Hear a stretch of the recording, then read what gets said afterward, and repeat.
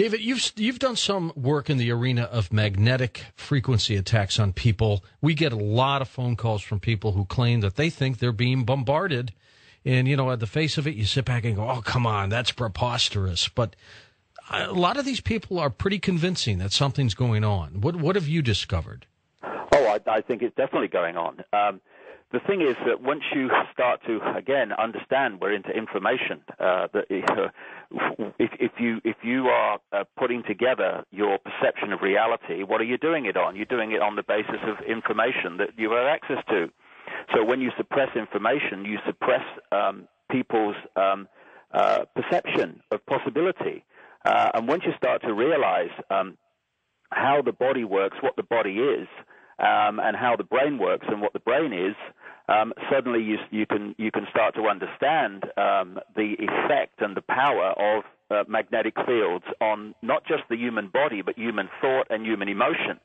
I wrote an article in my newsletter about a month ago about the connection between mobile phone masts and a system we are having forced upon the emergency services, police, etc., in Britain, called Tetra, which there are different versions of it around the world.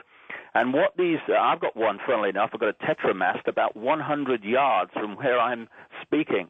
And what they do is they're putting out frequencies in the same frequency band as human brain waves. And what is happening is that people are getting sick because it is scrambling the balance of the electrochemical signals going around the brain. Once you scramble that, suddenly anything's possible. It's going to manifest in emotional problems. People get really depressed. It's going to manifest in not being able to think straight. It's going to manifest in physical dis-ease, disharmony. And what is happening, George, is that we are being bombarded on so many fronts to scramble our ability to be physically, mentally, and emotionally balanced and healthy. And it's coming from many sources, not just electromagnetic fields, but that is one of them. Not just from tetramasts and mobile phone masts, etc., but also through the things in our food. When you look at things like aspartame, this sweetener, the best word I can use for it on a family show, which was introduced by the manipulation of Donald Rumsfeld when he was head of Searle Pharmaceuticals, which sold out to Monsanto at a vast profit.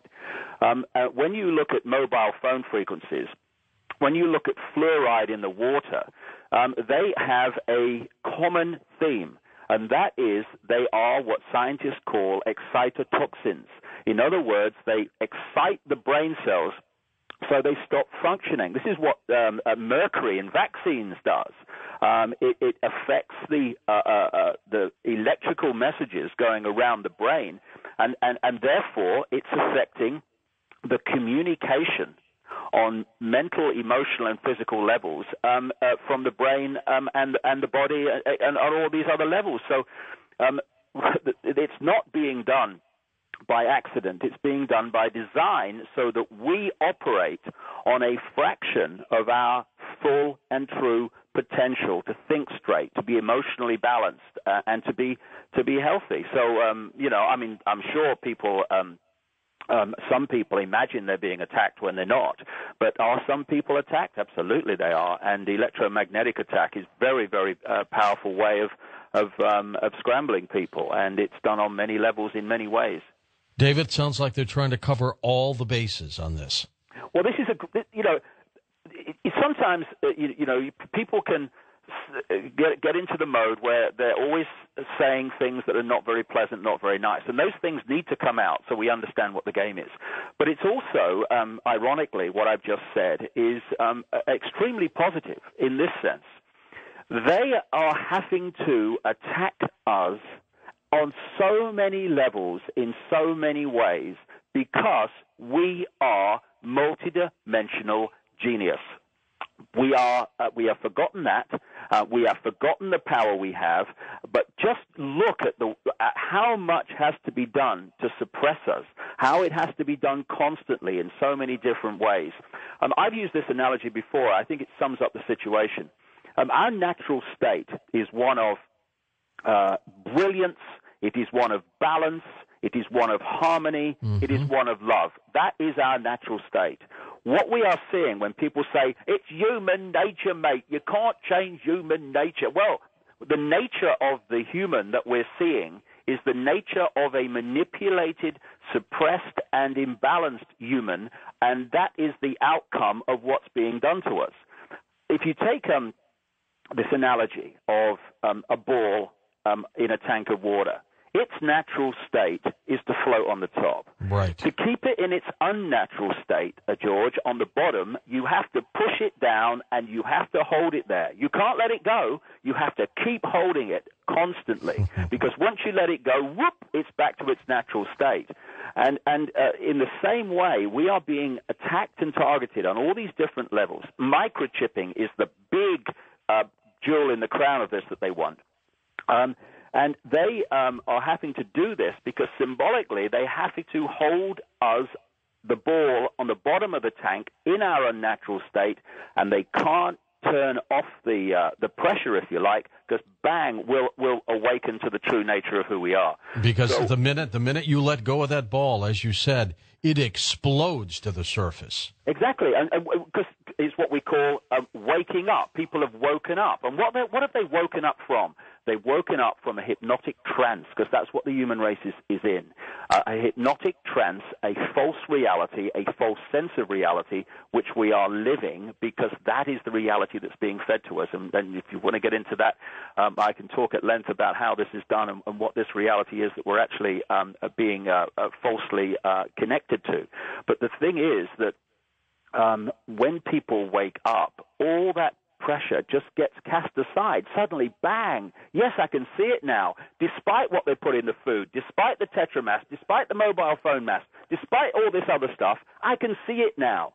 And that is the spark that we need to get out there, information, so that people can, because once they switch on, then all these things, it's like just shaking the flies off an elephant's back once you open up to the true magnitude of who we are. But while we're in the box, while we're in the trance, we are disconnected from our multidimensional infinite genius and power, and therefore we're a manipulator's party trick. Waking up from the hypnotic trance is the revolution.